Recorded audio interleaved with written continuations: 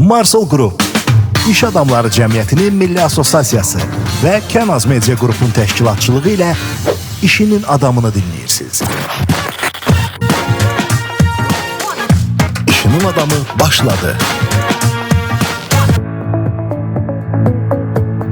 Hər vaxtınız xeyir olsun, hörmətli xanımlar və cənablar. Xoş gördük hər birinizi. Mən Kamran Yaradan Quliyevin təqdimatında. Biz hal-hazırda neyinirik? Efirimizə başlamışıq. Bizi izləyənlərə və dinləyənlərə salam olsun.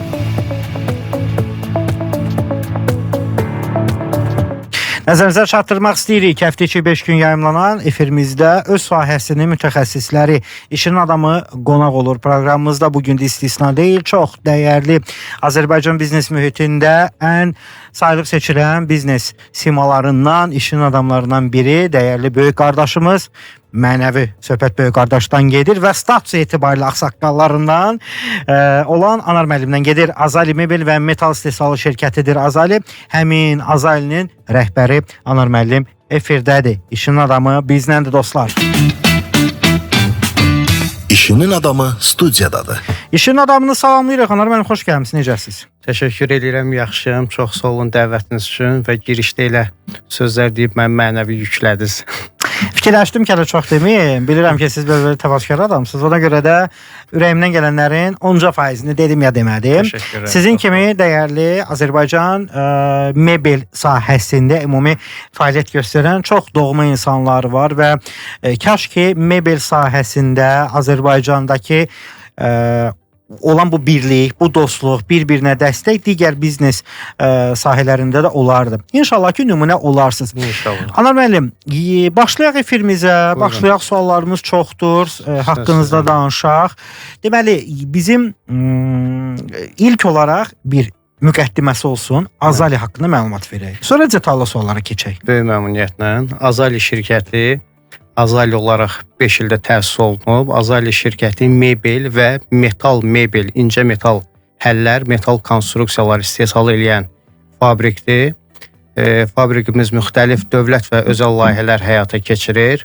Müxtəlif otellər, restoranlar, səhiyyə təşkilatları, məktəblər, bağçalar və sair bu kimi layihələri icra edirik. Maşallah. Biz yerli mebelimizi dünya səviyyəsinə çıxarmaq üçün ilk addım olaraq nəyi etməliyik? Hansı addımlar atılmalıdır? Təşəkkür edirəm. Yerli mebel sənayesini beynəlxalq səviyyəyə çıxarmaq üçün ilk addım yəqin ki, brend strategiyasının formalaşdırılması olmalıdır və təbii ki, keyfiyyət standartları yüksəldilməlidir. Bu məhsulların həm dizayn, həm də material baxımından beynəlxalq tələblərə cavab verməsini təmin edir.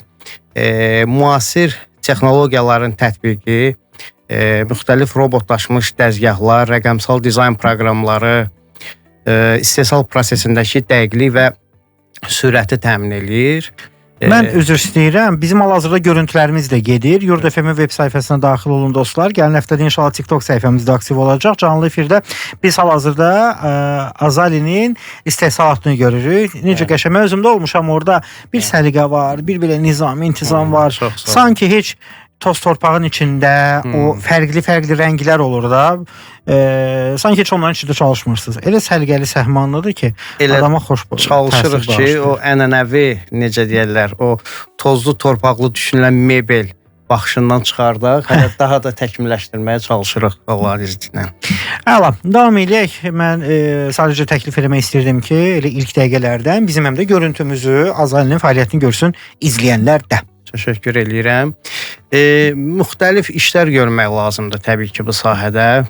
İşçilərin bacarıqlarını artırmaq, davamlı təlim proqramları tətbiq etmək uzun müddətli perspektivlər üçün çox önəmlidir. Bu yanaşma həm yerli, həm də beynəlxalq bazarlarda rəqabət qabiliyyətini yüksəldir və brendi dünya səviyyəsinə çıxarmağa münbit imkan yaradır. Maşallah. Əziz dostlar, mən əlaqə nömrəmizi xatırlatmaq istəyirəm. Niyə bu əlaqə nömrəsini qeyd etməlisiniz? Çünki siz suallarınızı ünvanlaya bilərsiniz Anar müəllimə yalnız alanlar deyil, satanlar da ola bilər. Anar müəllim özü də çox özgüvənli iş adamıdır. Hər zaman yeni təkliflərə qapısı açıqdır. Çox maraqlı təklifləriniz ola bilər. Onun üçün ki, yalnız Azərbaycanda deyil, Özbəkistanda da fəaliyyəti var. Məncə maraqlı bir fürsətdir. Efirimizdən maksimum yararlanmağı tövsiyə edirəm. Qısa əlaqə nömrəmizi xatırladandan sonra fasilədir, ardından eşidiləcəyik. Zəng və WhatsApp nömrəmiz 099 6 907 907. İşin adamı davam edir. Hörmətli dostlar, dəyərli xanımlar və cənablar, işin adamı bizlə birlikdədir. Amma birazdan bizim yenidən söhbətimiz davam edəcək. Niyə? Çünki sponsorlardan danışırıq. Sponsor məlumatı.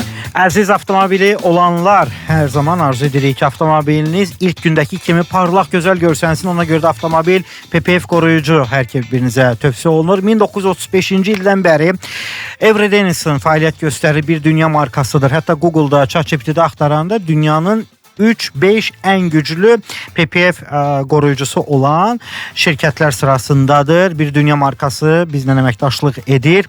Nəzərinizə çatdırmaq istəyirik ki, gündəlik təsirlərdən qoruyur sizin avtomobili, cızıqlardan, ağac şirələrindən və s. Ona görə də xarici təsirlərdən avtomobilinizi qoruyun. 055 327 0074. Təşəkkür edirik onlara. Həmçinin Red Oil-dan danışaq. Red Oil yeni enerjini bizdən alın deyir. Avtomobillərə xüsusilə şamil olunur bu. Nədir? Red Oil adından görsəndiyi kimi həm benzin, həm premium, həmçinin dizel yanacağını sizə təqdim edir. Əziz bizi izləyənlər, dinləyənlər, 10 litr yanacaq əldə etsəniz 1 qəpik kart sizə təqdim olunur. Hədiyyə orada formalaşır. Həmçinin oradakı Red Marketdən də endirim kartı var. 051 476 76 ikinci filial bu yaxınlarda Xırdalan ərazisində açılacaq inşallah. İndi isə ilk filialları Zabrat şosesi Kürdaxanı yolunda yerləşir. Təşəkkürlər onlara. Həmçinin mobil qrupdan danışaq. Mobil qrup müxtəlif yüklərin beynəlxalq daşınmasını həyata keçirir. Bu sahə ilə bağlı A-dan Z-yə peşəkar xidməti biz mobil qrupdan əldə edə bilirik. 012 ilə 377 90 90 və yaxud 051 ilə 333 90 90 nömrəsi ilə əlaqə saxlaya bilərsiniz. Nəhayət belə bir ifadə işlədirik. Azərbaycan markası, amma beynəlxalqdır. Çünki hətta Azərbaycandakı filialdan əvvəl dünyanın bir neçə ölkəsində fəaliyyət göstərən Parfümazdan danışmaq istəyirəm. Biz burada bir xarakter görürük. Həmçinin burada İsveçrə istehsal olan yağların parfümerlər tərəfindən özəl bir yanaşmasını, təqdimatını sizə biz sunumunu görürük. Hər bir qonağımıza və sizə də özəl endirim var, hədiyyəmiz də var. Hətta özünüzə məxsus ətir də düzəldə bilərsiniz. Orada parfümerlər sizin dəstəyinizdədir. 077 ilə başlayan 2 nömrəsi var. Biri 815, biri 816 ilə başlayır. 0002 əlaqə nömrələridir. Olur ki, xaricdən qonağımız gəlir, ailəvi region səfərimiz olur və yaxud avtomobilimiz təmirdədir. Müxtəlif səbəblərə görə biz rentakara müraciət edirik. Onda nə edək? Fayton rentakara müraciət edək. 055 və yaxud 99 ilə 336 36 33 nömrəsi ilə əlaqə saxlayın. Hər kateqoriyada avtomobilləri var. Efirimiz davam edir. Digər sponsorlardan birazdan danışacağıq. İşinin adamı davam edir. Özü də işin adamı ilə birlikdə. İşinin adamı studiyadadır. İşinin adamı studiyadadır, dəyərli dostlar. Bir daha biz nəzərinizə çatdıraq ki, Azali şirkətinin, Azali hansı şirkətdir? Azali mebel və metal istehsalı şirkətidir. Şirkətin təsisçisi Anar Zeynalov bizlə birlikdədir. Anar müəllim, bir daha xoş gördük. Biz sizi çox xətrinizi istəyirik. Sizin çox gözəl bir enerjiniz var. İnsana həmişə müsbət aura bəxş edirsiniz. Və sizin kimi insanları görəndə ikili bir əhvala biz düşə bilirik. Biri pisli, biri yaxşı. Sizin bir insana, dosta güvən verən bir yanaşmanız var. Deyirsən ki, Anar müəllim belə huzurlu danışır. Hər halda biznes belədir. Bu işin məncə mənfi tərəfi. Amma bir də güvən var ki, narahat olma, sakit belə, beynini sakit saxla, hər şeydə əla olacaq. Yeni qoşulan dinləyicimiz və izləyicimiz var. Hər saniyə bizim ehtimal var ki, dinləyicimiz və yaxud izləyicimiz artır. Ona görə qısa bir müqəddimə, bir daha ənənəmiz var. Şirkət haqqında məlumat, sonra bizim sizə suallarımız var. Həmçinin artıq əlaqə WhatsApp-a baxmamışam, amma zəngilər var. İndi elə WhatsApp-a da baxım. Onlarla danışacağıq. Bir daha qısa şirkət haqqında məlumat. Yenə dediyim kimi Azali şirkəti mebel və metal həllər, incə metal işləri, metal konstruksiyalar istehsal edən fabrikdir. Əsas sifarişçilərimiz dövlət və özəl müəssisələrdir. Deməli, aiddir bura müxtəlif otel və restoranlar, məktəblər, bağçalar, səhiyyə təşkilatları, hərbi hissələr və s. və ilaxır. Maşallah. Həm dövlət, həm korporativ və siz burada çox çətin özü də konstruksiyaları da ərsəyə gətirə bilirsiniz. Bəli, bizim peşəkar mühəndis heyətimiz var. Onlar sağ olsunlar, dəqiqliklə bu işin öhdəsindən gəlir. Komanda Azərbaycanlılardan ibarətdir. Bəli, bəli, sırf Azərbaycanlılardan ibarətdir. Zəngimiz var, ha? Okey. Buyurun. Azərbaycanlı mütəxəssislər, yəni hansı iş adamını dindirirsən, deyir ki, komanda tapmaq olmur. Onlar necə yetişdilər, belə peşəkar oldular? Əslində o problem var, sektorda deyil, o bütün sektorlara aid bir məsələdir. Amma o məsələni bir şəkildə çözməyə çalışırıq. Bunun əsas yolu peşəkarlarla işləmək və peşəkarları biraz saxlamaq həmişə çətin olub da. Bəli. Biz də çalışırıq ki, o çətinliyin öhdəsindən gələk. Daha bir peşəkar işinin adamı hal-hazırda zəngdədir. Alo. Bəli. Mənim hər vaxtınız xeyirli olsun. Hər vaxtınız xeyir. Necəsiz? Təşəkkür edirəm, sağ olun. Zəhmət olmasa qonağımıza öz ürək sözlərini bildirin. Efirdəsiz hal-hazırda. Hal-hazırda efirdəyik. Bəli, sizi narahat edən Kamran Yordanquliyev. Təşəkkür edirəm. Biz öncəliklə təşəkkür edirik ki, belə mütəxəssis bir mebel rəhbərini, mebel sahəsində öz işini sevən yoldaşı dəvət eləmişsiniz. Siz də gözləyirik, vallahi elə bugün sabah deyə qalmış. İnşallah. Görüşərik inşallah. İnşallah. Mən nəzərinizə çatdırım ki, dəyərli Elmətli müəllim bizlə birlikdədir. Saloninin rəhbəri, Saloni Azərbaycan. Necəsiz müəllim? Təşəkkür edirəm, çox sağ olun, var olun, diqqətiniz üçün. Nə deyə bilərsiniz Anar müəllim haqqında bir kolleqanız olaraq? Anar müəllimlə biz hal-hazırda İş Adamları Cəmiyyəti Assosiasiyasında mebel komissiyasında bərabər çalışırıq. Bizim komissiyanın aktiv, dəqiq və çalışqan sahibkarlarından biridir. Eyni zamanda Özbəkistanda bərabər bir biznes ortaqlığımız var. Çox gözəl bir layihənin üstə hal-hazırda çalışırıq. Yaxın günlərdə yəqin sizlər də şahid olasınız. Amma bunların hamısını bir kənara qoyaraq bizim sahədə difçit olan mütəxəssis tərəfi var ki, Anar müəllim də o çox mükəmməldir. Bu mühəndislik və texniki adam məsələsidir. Anar müəllim o sahədə demək olar ki, parmaqla sayılacaq qədər insanlardan biridir ki, onların ən son layihələrindən birisi Gəncədəki memorialdır. Çox gözəl. Deyir ki, müəllim, deyir ki, təvazökardır. Anar müəllimlə bir belə öz haqqında sual verir, cavabını işlənə qədər, mən ki mənə deyil. Siz deyin heç olmasa, igidin haqqını yeməyin. Anar müəllim sadə insandır, öz haqqında danışmaq xoşlamır, amma biz onun haqqında yaxşı şeylər deyə bilərik. Amma mən Anar müəllimin ən çox sevdiyim tərəflərindən biri bu sektorda öz işini bilən, texniki, mühəndislik tərəfini mükəmməl həlləri verə bilən və istehsalat sahəsində bilmədiyi demək olar ki, nöqtələr yoxdur. Ondan dolayı bizim sektor üçün, bizim mebel sahəsi üçün əvəz olunmaz insanlardan biridir. Məncə o tərəfini nəzərə verərək Anar müəllimi tanıtmağımız lazımdır.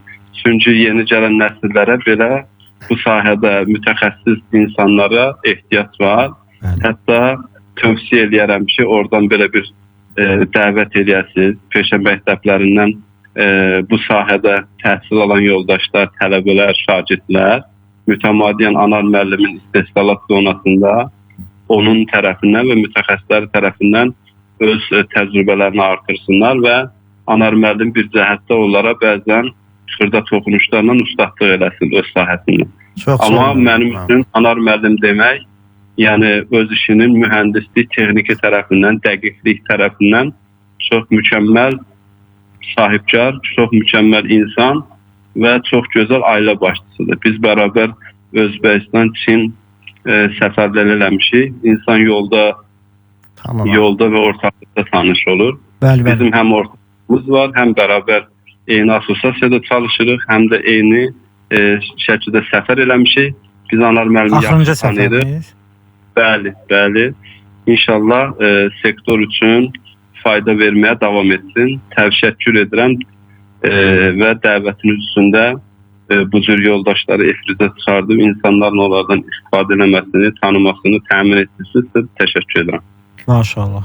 Çox sağ olun Elmədin müəllim, gözəl sözlərə görə. Elmədin müəllim çox dəyərli insandır, həqiqətən. Biz ona öz aramızda hoca deyə müraciət edirik. Ha, elədir, hə, belə. Oradan da hocadır. Çox sağ ol əziz qardaşım, gözəl sözlərə görə. Təşəkkür edirəm Elmədin müəllim, var olasınız. İnşallah siz də gözləyirik. O gün olsa siz də gələrsiniz, Anar müəllimizdən gələrsiniz, sizin haqqınızda qəşəng sözlər desin. İnşallah. Davam edirik, var olasınız, təşəkkür həqiqətən. Sağ olun.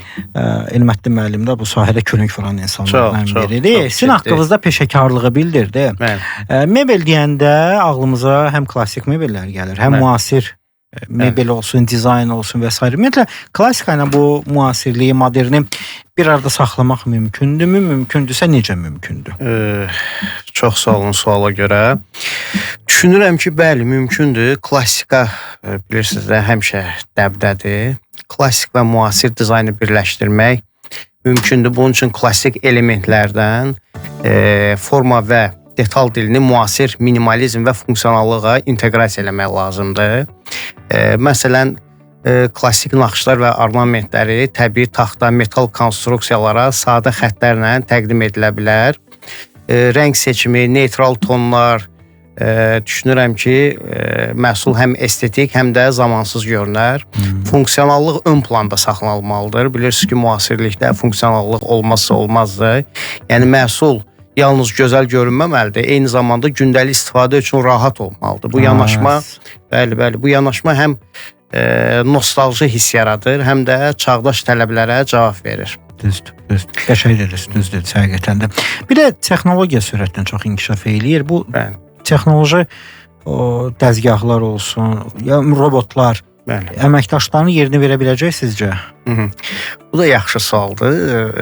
Bugünkü gün texnologiya olmazsa olmazdı, amma CNC dəzgahlar, robotlar təkrarlanan və standart əməliyyatları əvəz eləyir. İnsan işçisinin rolunu tamamilə əvəz eləyə bilmir.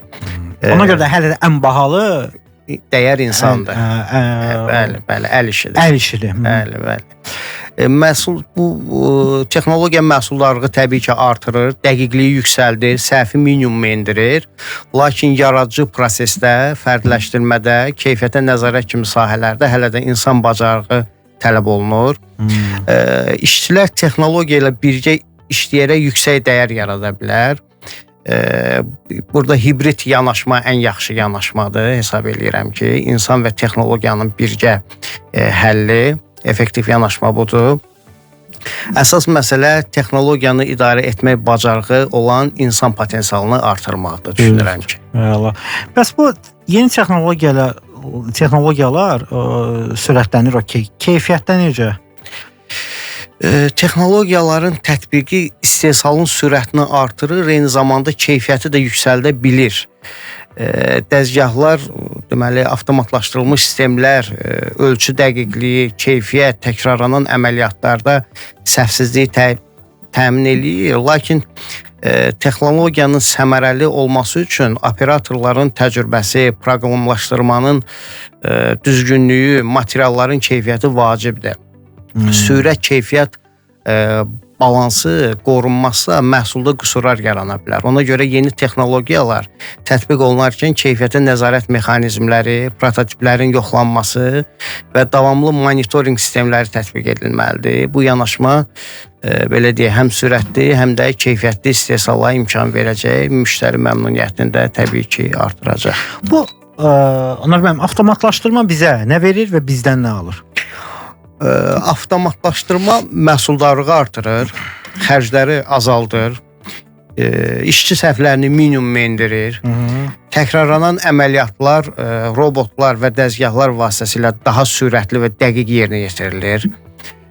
Eyni zamanda işçi təhlükəsizliyini yaxşılaşdırır. Bu çox vacib məsələdir. Bugünkü gün bütün dünyanın fokusu təhlükəsizlik məsələsinə yönəlib. Çünki riskli əməliyyatlar maşınlar tərəfindən aparılır. Problemlər isə ilkin investisiya xərclərinin yüksək olmasıdır. Texniki baxım, proqramlaşdırma və işçi təlimlərinə tələbatdır. Bəzi hallarda işçilərin bacarıqları texnologiya ilə uyğunlaşmayan adaptasiya problemləri yaranır da, belə deyək. Effektiv yanaşma düşünürəm ki, texnologiyanı insan işçisi ilə inteqrasiya eləmək, onun bacarıqlarını artırmaq, bu həm istehsal sürətini, həm də məhsul keyfiyyətini maksimum səviyyəyə çıxardacaq. Bir də ekoloji məsələ var da. Bu ekoloji yanaşma brendlərə, ümumiyyətlə istehsala necə təsir eləyir? Bu ekoloji məsələ də gündəmdə olan məsələdir. Xüsusilə son illərdə daha çox bu məsələyə diqqət yetirilir. Ölkəmizdə də böyük ekoloji tədbirlərə ev sahibliyi elədik biz. Ekoloji və davamlı materiallardan istifadə etmək həm istehsal, həm də brend üçün strateji əhəmiyyət daşıyır. Müştərilər təbii ki, toksik olmayan materiallara üstünlük verir. Bu da brendin etibarını, bazarda fərqliliyini artırır. İstehsalda bu materiallar tullantının azalmasına, enerji resurslarının səmərəli istifadəsinə imkan yaradır. Eyni zamanda davamlı materialların tətbiqi yeni texnologiyalar və dizayn metodları ilə uyğunlaşdıqda məhsulun ömrü uzanır. Aydındır. Bir də bu fərdiləşmiş məhsullar haqqında istəyərdim fikir bildirəsiz. İstehsalda ümumiyyətlə çətinlik yaradırmı?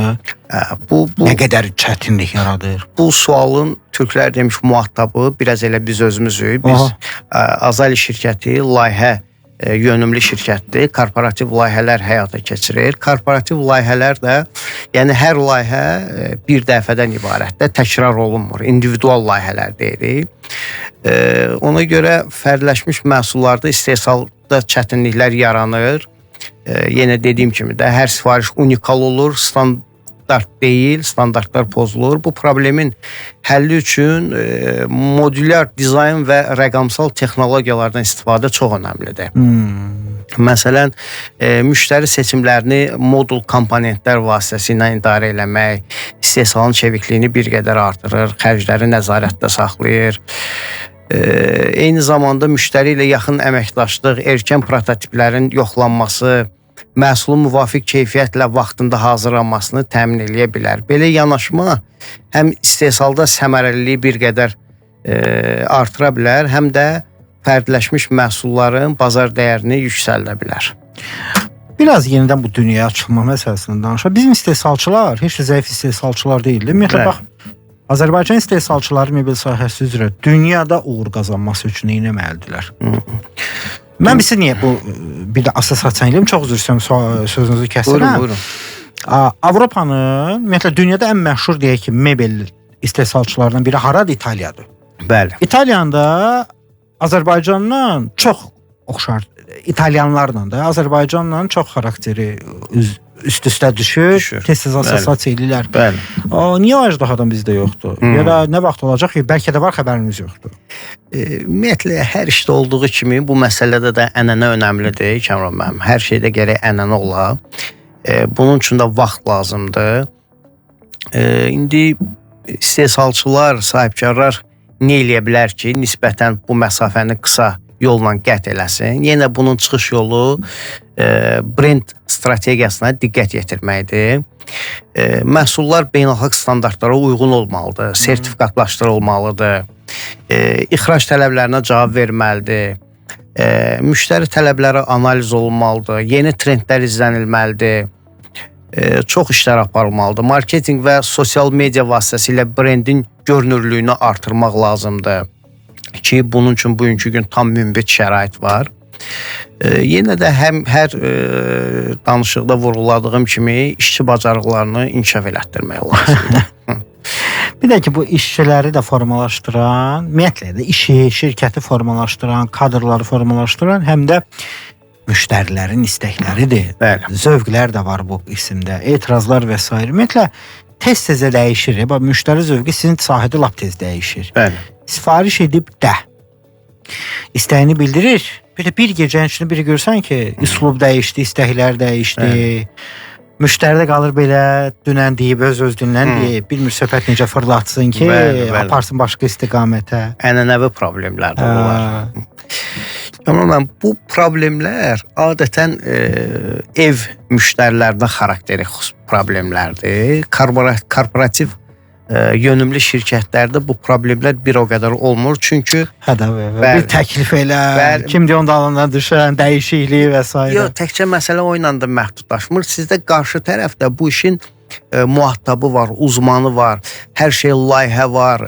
Əvvəlcədən layihə tam dəqiqliyi ilə hazırlanır. Amma ev müştərilərində bir qədər bizim bu evin xanımının kaprizi var, xanımının bir baldızı var, eltisi var, bizim qonşusu var, qrup yoldaşı var, məktəbi var. Bir də bizim bir xalq olaraq biz isti münasibətə önəm veririk. Amma lazımdır ki, belə məsələlərdə ciddi yazı pozu iş aparmaq lazımdır. Bunları müqavilə halına gətirmək lazımdır. Əvvəlcədən razılaşdırmaq lazımdır. Biz hər dəfə bunu şuur altında bilirik, lakin reallığa gələndə heç birimiz bunu eləmək istəmirik deyim, tənbəllik eləyirik və ona hələ tam hazır deyilik. Bu kimi problemlər var. Amma korporativ layihələrdə belə problemlər demək olar ki, yox səviyyəsindədir. Aydındır. Bir də ki, yeni məhsul ideyalarından istərdim bir fikrinizi bildirəsiniz. Yeni məhsul ideyalarını sınamaq üçün hansı üsullar sizcə daha praktikdir? Təşəkkür edirəm Kamran müəllim. Yeni məhsul ideyaların sınamaq üçün prototiplər, 3D modelləşdirmə, virtual reallıq, fokus qruplar ən praktik üsullardır. Prototiplər dizaynın və funksionallığın erkən mərhələdə qiymətləndirilməsinə imkan yaradır. Virtual reallıq müştəriyə məhsulu görməyə və dəyişiklikləri real vaxtda təklif etməyə imkan yaradır. Ona görə bu, belə deyək də, müasirlik yanaşmalardan mümkün qədər istifadə eləmək lazımdır. Bu yanaşmalar həm xərcləri azaldır, həm də məhsulun bazara uyğunluğunu artırır.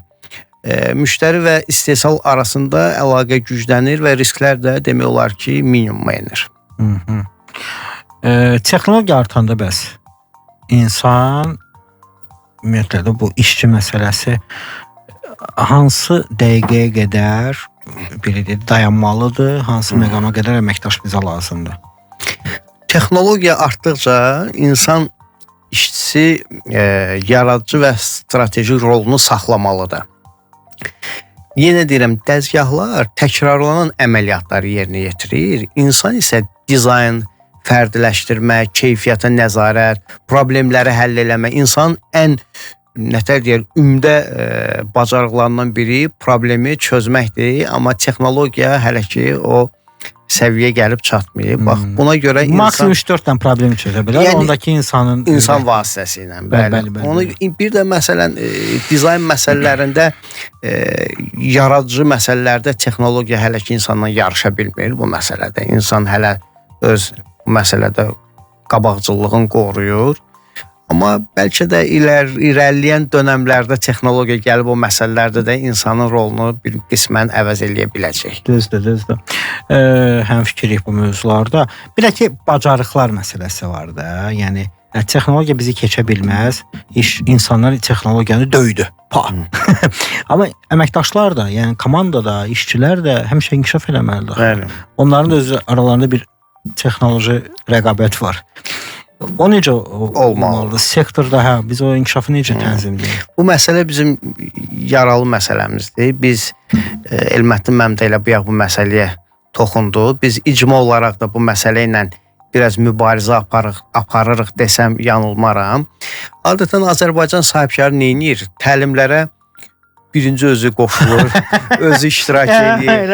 Hər yerdə birinci mən, amma əslində bu elə olmamalıdır. Komandanı yəni o çox böyük şirkətlər istisna olmaqla orta və kiçik səviyyəli sahibkarlar öz işçilərini təlimlərə göndərmirlər. Bundan başlamaq lazımdır. Mütləq davamlı təlim proqramları olmalıdır, sertifikatlaşdırma olmalıdır, texnoloji təcrübə və mentorluq proqramları tətbiq olunmalıdır və s. və ilaxır. Texnoloji təcrübə real iş şəraitində bacarıqların inkişafına kömək eləyir. Ona görə sahibkarlarımızdan da elə bu vəsilə ilə xahiş eləyək ki, mümkün qədər əməkdaşlarına investisiya eləsinlər. Super. Azali şirkətinin rəhbəri bizdən bərabərdir. Anar müəllimlə söhbət gedir. Anar müəllim, bu dəqiqədə bizə qoşulanlar var. Bir mənalı, heç şübhəm yoxdur. Deyir, söhbət eləyə bilmərəm, adı düşə bilərəm. Həmin məsələdir. Bir daha qısa şirkətiniz haqqında məlumat, sonra mənim sizə ənənəvi olmayan sahə üzrə suallarım var. Təşəkkür eləyirəm. Azali şirkəti Azərbaycan brendidir. Mebel istehsalı, incə metal həlləri, metal konstruksiyalar istehsal edən fabrikdir. Müxtəlif korporativ layihələr həyata keçirdir. Dediyim kimi otellər, restoranlar, məktəblər, bağçalar və sair və ilaxır həyata keçirdən, layihələr həyata keçirdən bir şirkətdir. Maşallah. Biz həm komandadan danışdıq, müasir texnologiyalardan danışdıq, rəqəmsal dizayndan danışdıq. Biraz da bu söhbətə gəlin, təkan verək. Ümumiyyətlə bu rəqəmsal dizayn, 3D modelləşdirmə işimizi necə dəyişir? Təşəkkür eləyirəm. Bugünkü gün dünyada hər şey rəqəmsallaşır. Artıq dizayn da rəqəmsallaşıb. Rəqəmsal dizayn, 3D modelləşdirmə belə deyək, dizayn prosesini sürətləndirir, səhvləri minimuma endirir, deməli individuallığı asanlaşdırır. Müştəri məhsulu virtual olaraq əvvəlcədən görə bilir, dəyişiklikləri erkən mərhələdə dəyişə bilir, təklif edə bilir. Bu istehsal üçün bizim burada yenə nəticədə hər şey hədəflənib ki, istehsalın daha peşəkar və səhvsiz və az xərclə davam eləməsi. Bu da xərcləri və material israfını ciddi səviyyədə azaldır. Deməli, CNC dəzgahlara inteqrasiya edildikdə isə dizayn birbaşa istehsalı ötürülür. Bu məhsulun keyfiyyətini biraz da artırır. Rəqəmsal vasitələr həm ideyanın sınaq mərhələsini, həm də son mərhələsinin dəqiqliyini təmin edir. Bir də bu modulyar və çevik məhsullar var istehsalda. Bu müştəri üçün hansı üstünlüyü təşkil edir?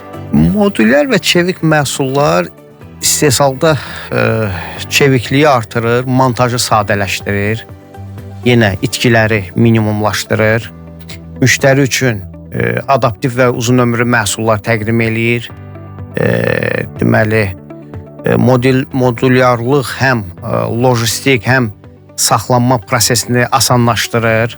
Müştəri fərdi tələblərə uyğun məhsul seçə bilir. İstehsalçı isə standart komponentlərlə fərdləşmiş məhsullar hazırlaya bilir. Bu yanaşmada həm bazar rəqabətinə üstünlüyü, həm də istehsal səmərəliliyini artırır. Bir də bu yeni salınan Gənclik Parkındasınız da, siz deyəsən. Bu görüntülər nədir orada? Bu görüntü bizim ən son layihəmizdir. Gəncə Memorial kompleksinin. Bu Gəncədəkidir. Gəncədəkidir, bəli. Möhtəşəm layihədir. Bayaq İlləniz müəllim deyək. Siz orada hansı işlər görmüsünüz? Biz bütün daxildə olan divar üzləmələrindən tutmuş, mebellərindən tutmuş, bax bu videoda nümayiş olunan bunların hamısı bizim istehsal. Demək olar ki, o yuvarlaq olan masa, bəli. O da sizindir. Bəli, metal konstruksiyalar, divar üzləmələr. Axır ki tapdım bu işi görə. Ay, amirim, deyin də. Mən o tip bilirsiniz nə qədər dəfələrini axtarışa vermişəm. Eləmi? Vay. Belə bilməm indi özümdən utanım, yoxsa sizdən küsüm. Biz yəqin özümüzü düzgün təqdim eləyə bilməmişik. İncə minə, bu Azərbaycanlı iş adamları. Qınamıram. Azərbaycanda rəhbərlərin beyni o qədər fərqli mövzuları bir problemi həll eləyə, o biri problemin həll olunmuş vəziyyətdən sonrakını, digər problemin isə yaranmadan əvvəldən olan bütün tənlikdir. Əməli başlı tənlikdir. Çoxdur. Ona görə də əhsəni sevindim, fəxr elədim. Çox sağ olun. Elə biz də bu layihə ilə qürur duyuruq. Maşallah. Tarix yazır, müəllim, tarix. Deməli, indi biz burada müasirliyə baxdıq da, düzdürmü? Bir də sənət var. Okay? Həm də trend elementlərilə danışası olsaq, bu necə olmalıdır ki, həm gözəl olsun, həm funksional olsun? Gözəl sualdır. Müasir ümumiyyətlə bu mebel elə bir sahədir ki, bunun içində həm sənət var, həm sənaye var da. Bu ikisinin birləşməsidir. Müasir dizaynda da sənət və trend elementlərini birləşdirmək, minimalizm və funksionallıq prinsipləri tətbiq olunmalıdır. Sənət məhsula estetik dəyər verir. Trend elementləri isə müasir reaksiya elətdirir də. Məqsəd məhsulun həm göz oxşayan, həm də gündəlik istifadə üçün funksional olmasıdır. Rəng, forma, material uyğunluğu diqqətlə seçilməlidir. Trend elementlər zamansız dizaynla balanslaşdırılmalıdır, belə deyək. Bu yanaşma da məhsulu həm bazarda fərqləndirəcək, həm də uzun müddətli dəyər yaradacaq. Super. Bir də ki, bu mebel təkcə əşya deyil. Burada bir enerji var, fəlsəfə var. Necə olmalıdır? Biz burada həyat fəlsəfəsi kimi necə düşünülməlidir mebel? Ümumiyyətlə bizim bu belə deyək də ata-babalarımızın vaxtında mebel bir əşya idi. Artıq bu müasir dünyada mebel əşya deyil də. Mebelin bir fəlsəfi tərəfləri var. Belə deyək də mebel sadəcə funksional obyekt deyil. Yaşam tərzi, rahatlığı və estetik zövqü əks etdirən bir element kimi düşünülməlidir.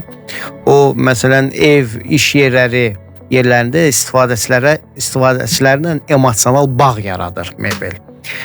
Onların necə deyək, əhval-ruhiyyəsini yaxşılaşdırır. Bir nətər həyat təcrübəsini zənginləşdirir. Dizayn zamanı funksionallıq, ergonomika və estetik harmoniya ön plana çıxmalıdır. Bu yanaşma məhsulu yalnız əşya kimi deyil, həm də həyat fəlsəfəsinin bir hissəsi kimi təqdim edir. Bir də biz danışırıq bayaqdan yalnız müsbət notlar üzərindən gedir söhbət. Hər şey güllük gülistanlıq deyil, çox çətindir. Hətta ən uğurlu layihələrdə belə bizim bilmədiyimiz kulisdə o qədər problemlər olur ki. Ümumiyyətlə, ən çox hansı problemlərlə qarşılaşırsınız istehsalatda və onları necə həll edirsiniz? Təşəkkür edirəm. Bu da necə deyirlər, qlobal bir sualdır. İstehsalda ən çox rast gəlinən problemlər keyfiyyətin nizamsızlığı, material çatışmazlığı, işçi bacarıqlarının aşağı səviyyədə olması. Çox problemlər var, amma bunların həll yolları yenə də şirkətin standartlaşmaya getməsidir. Mütləq hər şey standartlaşmalıdır, davamlı keyfiyyət nəzarəti olmalıdır. İşçi təlimləri, həmişə danışdığımız işçi təlimləri, texnoloji modernizasiya olmalıdır, mütləq yeni avadanlığa üst tutulmalıdır. Köhnə avadanlıqlarla mükəmməl iş çıxartmaq mümkün deyil. Mütləq yeni avadanlığa üst tutmaq lazımdır. Aldatmaq da. Bəli, yox. Rəqabət eləmək üçün mütləq yenilənməlisən. Proseslər optimallaşdırılmalıdır. Prototiplər sınaqdan keçirilməlidir. Bu yanaşmada məhsulun keyfiyyətini artıracaq, həm də istehsal prosesini səmərəli eləyəcək. Bizim sizlə tanışdığımız 6-cı yerli şirkətlərin tanıtım sərgisinə baş tutdu və o sərgidə biz sizi tanıyandan sonra bir pauza yarandı bizdə. Bir xeyli düşündük. Yəni bir anidən yaxşı mənada şok effekti yaratdı ki, doğrudanmı? Bax, tanıdıqca da görürük ki, maşallah olsun da siz bu sahədə yerli istehsalçısınız. Yerli istehsalla bərabər digər yerli istehsalçıları da çox yaxşı tanıyırsınız. Sizə məncə bu sahədə heç kim nə nağıl danışa bilər, nə göydən uçalma düşürdə bilər, nə də ki, bir varmış, bir yoxmuş deyə bilər. Özünüz çox yaxşı bilirsiniz. Hansı mövsümdə külək hardan əsir, yağış hardan yağır və günəş hardan çıxır. Belə bir məsələ məni maraqlandırır ki, yerli istehsalın inkişafını da istəyənlərdən birisiniz. Ümumiyyətlə, Anar məni necə düşünür? İnkişafı yerli istehsalda sürətləndirmək üçün hansı prioritetlər vacibdir? İnkişafı, istehsalın inkişafını sürətləndirmək üçün biz elə şirkət olaraq da, iş adamları, cəmiyyətin milli assosiasiyası olaraq da elə birgə fəaliyyətdəyik, çalışırıq, görüşürük, öz sektorumuzdakı müxtəlif sahibkarlarla görüşlər aparırıq. Başa salmaq istəyirik ki, yoldaşlar, yəni başımızı aşağı salıb iş görməklə iş bitmir də, bir başımızı qaldırıb dünyaya da baxmalıyıq. Bunun üçün bir yerdə müzakirələr aparmalıyıq, məsləhətlər eləməliyik. Bir-birimizə həm rəqib olmalıyıq, həm dost olmalıyıq. Yəni, rəqabət də etik çərçivədə olmalıdır. Eynən. Amma istehsalın inkişafını sürətləndirmək üçün bir çox iş görmək olar. O bayaq dediyim brendləşmə məsələsi çox vacibdir. Texnologiyaya yatırım vacibdir, dizayn inkişaf elətdirmək vacibdir. İşçi bacarıqların davamlı yüksəltmək vacibdir. Təbii ki, burada dövlət dəstəyi də var, kifayət qədər vergi güzəştləri. Məsələn, bizim ölkəmizdə xarici bazarlarla rəqabət eləməyin bir dezavantajı ondan ibarətdir ki, biz xam mal istehsal eləmirik. Biz xam malı xaricdən alırıq. Artıq biz xarici bazarla rəqabət aparmağa nisbətən çətinlik çəkirik. Çünki zaten biz bazarın xam malı onlardan alırıq. Amma bunun üçün təbii ki, dövlət dəstəyi var. O dəstək də nədən ibarətdir? Vergi güzəştləri var, gömrük güzəştləri var. Artıq belə olduğu təqdirdə bu o deməkdir ki, sahibkar çox az fərqlə xaricdən məhsulu gətirib, deyək ki, əldə eləyə bilir. Aydındır. Artıq xarici bazar, belə deyək də, bu bizim rəqabət qabiliyyətimizi artırır. Aydındır. Ümumiyyətlə, hansı istiqamətlər irəliləməlidir ki, Azərbaycanda mebel və sənaye sektoru gələcəkdə uğurlu olsun və hansı sahələrdə xüsusilə irəliləməlidir? Elə dediklərimə əlavə olaraq, daha doğrusu dediklərimin davamı olaraq ekoloji məhsullar olmalıdır. Rəqəmsal texnologiya tətbiq olunmalıdır, inkişaf etdirilməlidir. Beynəlxalq bazarlara çıxış, işçi bacarıqlarının artırılması və keyfiyyət standartlarının yüksəldilməsi nəticəsində ola bilər. Yəni, çox iş aparmaq lazımdır bununla bağlı. Bütün bu məsələləri də nəticə deyim, bir cümləyə, bir efir vaxtına sıxışdırmaq olmur. İş görmək lazımdır. İşləmək lazımdır. Çox lazımdır. danışmaq lazım deyil. Anar müəllim, təşəkkür edirəm. Mən təşəkkür edirəm. Vaxtımız sürətdən gəldi, keçdi. Azali Mebel və Metal İstehsal Şirkətinin rəhbəridir Anar Zeynalov. Təşəkkür edirəm dəvətiniz üçün. Çox sağ olun. Sağ olun. Sonda nəsə demək istədiyiniz varmı? Təşəkkür edirəm. Elə bilirəm kifayət qədər fikrimizi aydın ifadə edə Yetər qədər əhatəli danışdıq, var olasınız. Hörmətli xanımlar və cənablar, sabah yenidən eşidilərik, həmçinin izlənilərik. Mən Kamran Yaradanquliyevin təqdimatında işin adamına siz nəzər yetirdiniz. Bu günlük isə nəzərinizə çatdırım ki... İşinin adamı bitti.